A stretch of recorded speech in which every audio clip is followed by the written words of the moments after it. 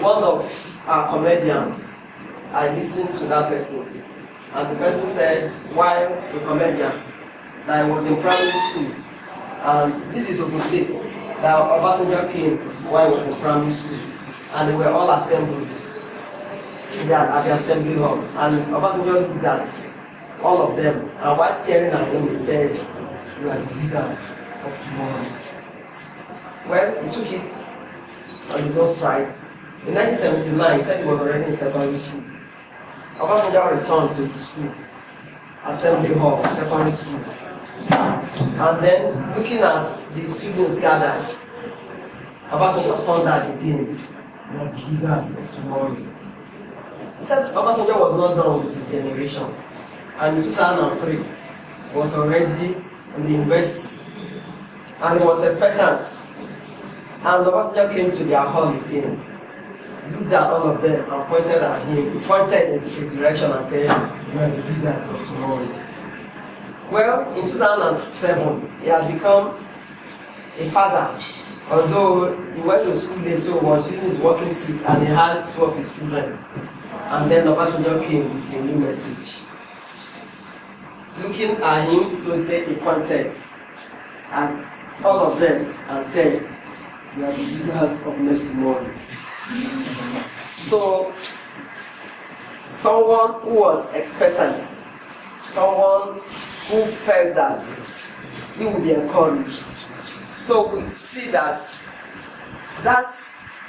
responsibility that is supposed to be given to our youths, letting them know that it's not tomorrow, but they are the leaders of today.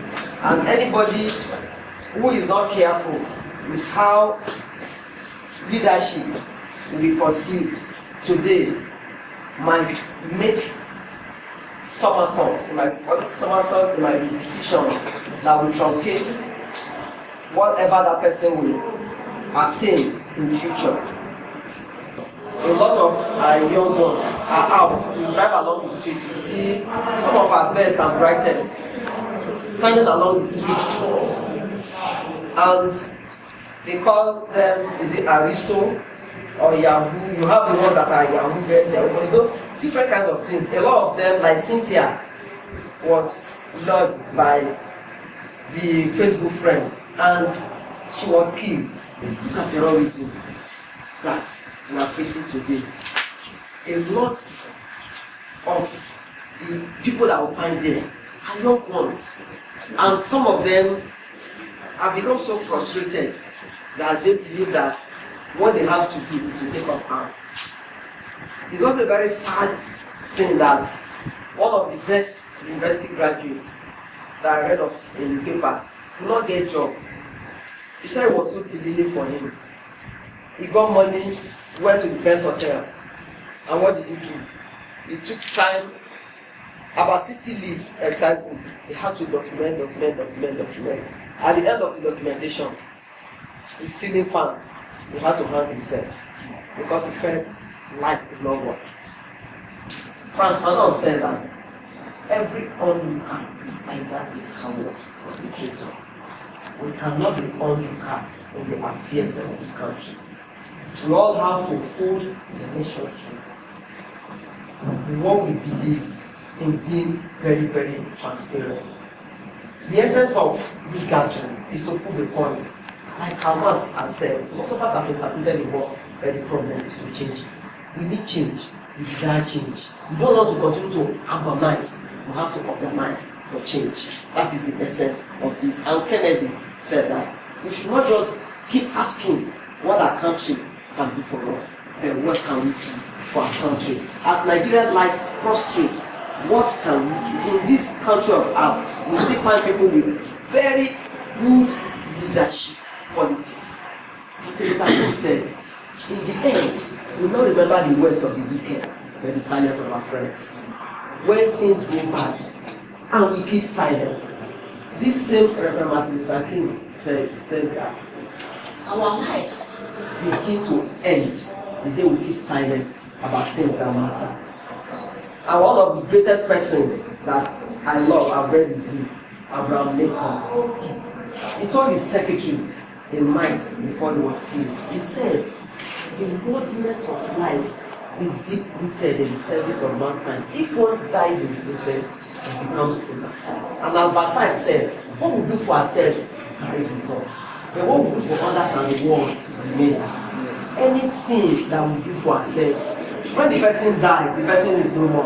One of our comrades, Bambina Tree, was preparing. He was to travel to Okei-Odumakin. He slugged and he died. He's gone, but his good works remains. Some of the things he has done, his qualities, we continue to remember. He'll be buried next week, but his mortal when he will be buried. Yesterday, we celebrated the life of Mandela, preaching freedom and love. A president at 95, or a past president that the people of his country were praying for never to die. Our own people need to go to that school of leadership to learn what people do so that people pray for them not to die. There's no doubt about it that there's strength in unity. If you people are not united, then all what we're saying will be in vain. If the president stands up and another person stands up, there's one small pamphlet I read of about 10 pages. And it was written there that during the slave trade era, a Guyanese planter and his friend exchanged correspondence. And his friend said, how do you keep all these slaves under your control? He said, we simply keep them divided. No connected with our past 90 years. Today is 96 days since our Chibok girls have been held hostage. And a lot of people think that it's not their concern. Terrorism has been happening in the Northeast. It's almost everywhere. We don't know who strong it will be. All of us must unite to end terror. All of us must build that sense of patriotism so that wherever we are, we can excel as good leaders. Finally, I want to salute the uncommon courage I've seen in the eyes of everyone seated here. I see hope. I see dreams coming alive. I see aspiration. I see people who are committed. I see people who are resolute. People who are dogged. People who are focused. People who think that I'm an incurable optimist. And I believe that this great country of ours will flourish again. A country that South Africa came, we're a giant of Africa. South Africa came, took G. And Ghana here that we're telling those days Ghana must go, took I. We're left with 3 letter words, ants, no, never. We must rise, never to fall again. We must flourish. And all of us is the determination. Where determination exists, failure can never dismantle the flag of success. We have to be determined. We have to be encouraged. We have to realize that if we do not make our own path, we must take our own destiny in our own hands. We must remain vigilant. If we are vigilant, if we know there's nobody who has any right to talk down on anybody except you are giving such a person such right. Nobody must suffer self-esteem. All of us must be encouraged and we must become resolute and we must believe. Let us shun pessimism. Let us believe that when we are optimistic, this great country of ours will rise, never to fall again. Thank you very much.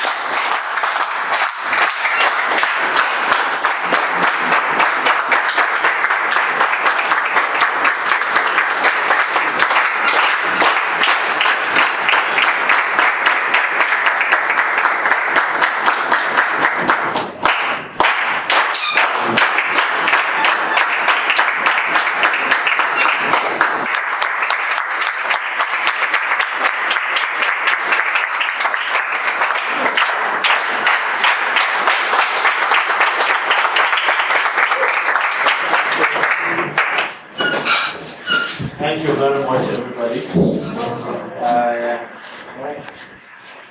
Dr. Okei-Odumakin has said a lot. All I will say today is she gave fantastic quotes, good words of encouragement. You should try and practicalize it, put it into practice. And I've said, to me, I don't believe we have bad leaders in this country. In as much as we breathe, we live. You elected them. When they even got the wrong people there, you were busy sleeping at home. Instead of us to stand up, hold the bull by the horn. I mean, let's face it ourselves. Let's ask ourselves that simple question.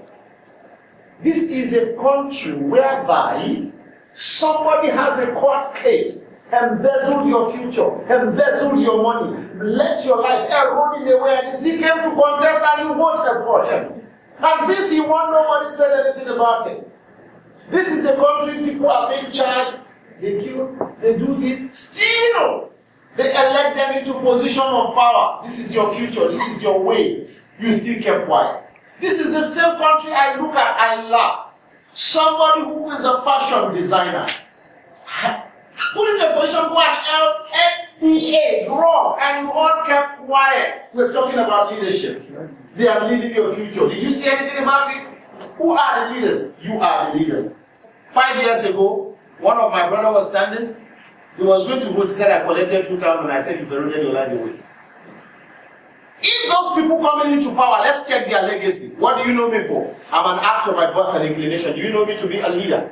Do you know me to have a sense of leadership? If I say I want to contest, tell me no. This is where you know. This is your calling. Go sit there. The guy who is a 419, who doesn't have any legacy coming to power, you voted for him. You have the right to say yes. With just this thumbprint. And this same thumbprint, if you look at the figure, do it, you say well done. Do it, you say go there. Do it, you say get out. Just one hand. And that is who you are. Nobody is using it. This is a country I love so much. When you read newspapers, when they write articles, when they paint, you see people reading. Go to listen to radio, they pick phone calls, they chat, they talk. When it's action time, you see Dr. Okei-Odumakin alone there. And when you see people singing the Zobu Zobu, there is no gun. When they see soldier, that is when you see Dr. Okei-Odumakin alone on the rostrum. Others will go.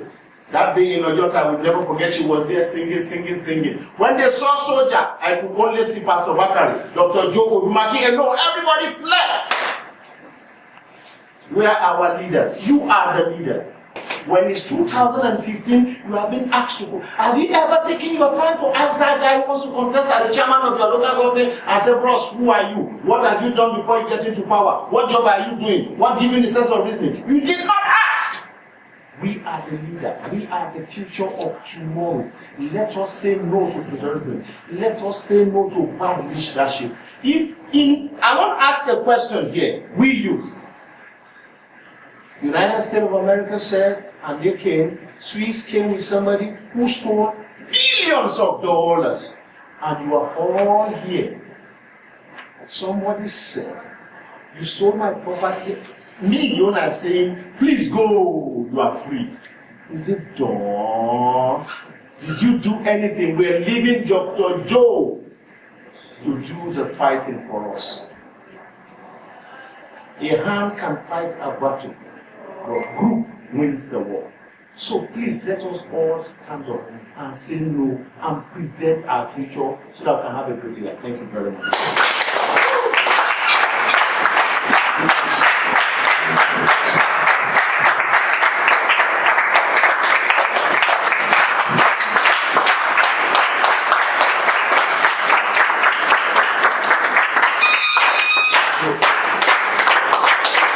An award to recognize your outstanding contribution, not just to us as in Nigeria, but to the entire world as a world or as a nation. Thank you very much for honoring our invitation. We believe that next time when we are going to be holding our convention, I'm sure we are going to start our speakers. And I'm giving every member of this JCI Ota my word that we will do everything humanly possible with our concept to bring her back, where we have all the politicians in this local government, all the politicians that matters. And we want her to honor that invitation comes November 8, 2014 at Bankole Hotel. The hotel is owned, the hotel we are using is owned by Bankole. I'm sure he knows that we are bringing you. He will say, you will return our money, but we will not tell him. And we will bring every politician that matters. And we want us to honor that invitation so that we can tell them the truth. And I believe every one of us will join the struggle to make Nigeria great. Thank you very much once again. On behalf of JCI Ota Nigeria and all the Secretary Cabinet, I present this award of outstanding for your contribution to youth development in Nigeria and to the world. Thank you. Before let me just short response. First and foremost, I will thank my team, Leye, Shegun, for always being there. You know, a tree cannot make a forest. I also want to thank a confidant of mine, our own Nollywood star, Said Balogun. And I want to thank this great JCI of Ota. And I want to say, like the president has said, I'll mark my calendar, I'll be there prompt, and I will ensure that I come. And I want to dedicate this award to all our Chibok girls.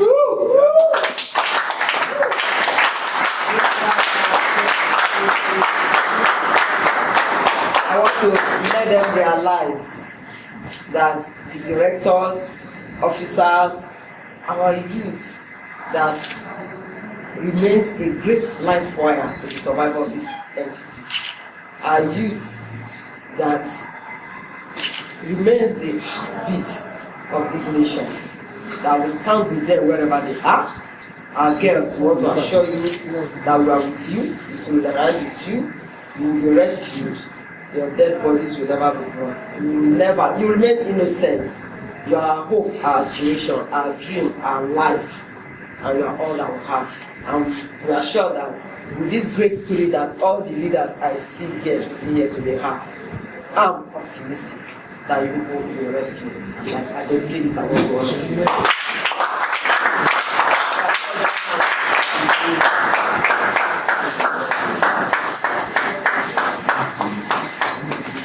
In joining hands, can we all say, rescue our girls now? Rescue our girls now!